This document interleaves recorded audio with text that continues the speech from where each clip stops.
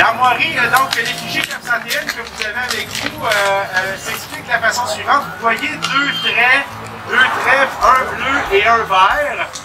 Le trait bleu représente évidemment le fleuve Saint-Laurent et la rivière Jacques-Cartier, et le vert représente les terres agricoles et les terres forestières de Cap-Santé.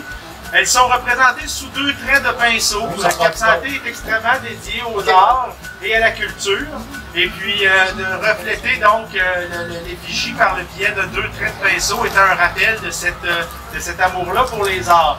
Et vous voyez trôner au-dessus du trait vert un phare. Le phare, c'est le phare Jacques-Cartier. Alors, le phare Jacques-Cartier, pour ceux qui ne le sauraient pas, je vais vous prendre 2 minutes pour vous l'expliquer. Ici, à l'embouchure de la rivière Jacques-Cartier, en 1759, donc à l'automne 1759, vous savez que Wolfe commence à... pendant tout l'été 1759, Wolfe, là, il tourmente les Français sur le Saint-Laurent à partir de l'île d'Orléans, en prévision d'envahir la ville de Québec. Et il hésite, mais Montcalm n'est pas dupe. Et il prépare ses arrières. C'est pourquoi il a demandé à ses hommes d'élaborer un fort de campagne.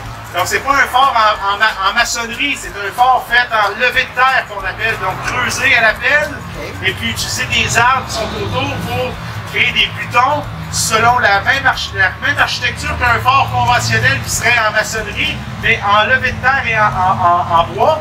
Et puis, il demande donc, ce sera, le fort Jacques-Cartier sera son site de retraite, si toutefois, comme il l'écrit dans ses mémoires, ben, il a pas le temps d'écrire ses mémoires, pour vous dire qu'il est mort avant, mais quand il écrit à ses subalternes, il leur dit, ben, en cas de désastre pour l'armée française devra se retraiter quelque part.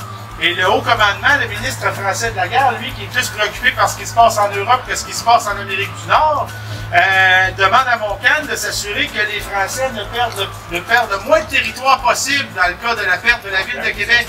C'est pourquoi la rivière Jacques-Cartier, à l'époque, est très importante, parce que les Anglais ne possèdent pas encore la carte maritime, donc ils ne sont pas capables de remonter au-delà de Deschambault, et ils doivent donc emprunter des voies terrestres, dont le chemin du Roi, dans lequel le fort Jacques-Cartier va couper l'accès.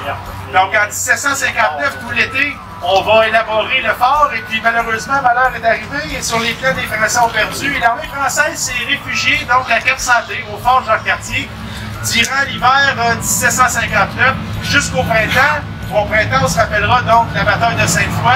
Les armées françaises sont parties de Cap-Santé et sont allées après ça tenter une dernière bravade sur les plaines. Le fort Jacques-Cartier qui avait été érigé, entre autres choses, avec des levées-de-terre, des bois, mais en même temps des matériaux de l'église.